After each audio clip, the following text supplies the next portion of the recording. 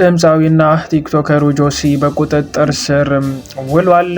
የእስር ምክንያት በቲክቶክ ሽልማት ስነ ስርዓት ላይ የለበሰው ሙሉ ቀይ ልብስ።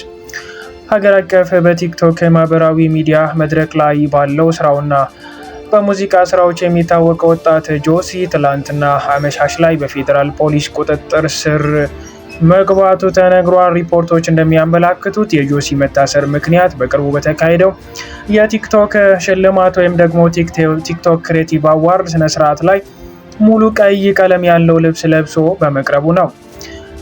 አርቲስቱ አለባበሱን የመረጠበት ዋናው ዓላማ ስለ ሴቶች የወር አበባና ሚኒስትራል ወይም ደግሞ ማስተራል ሄልዝ ግንዛቤ ለማስጨበጥ መሆኑን ገልጾ ነበረ። ከዛም ይቅርታ ማለቱም ተመላክቷል። ጆሲ ከዚህ ቀደም በተመሳሳይ አግባብ ያልሆነ አለባበስ በሚል ምክንያት በቁጥጥር ስር ውለው ከነበሩ ቲክቶከሮች ጋር ተደባልቆ መታሰሩም ታውቋል።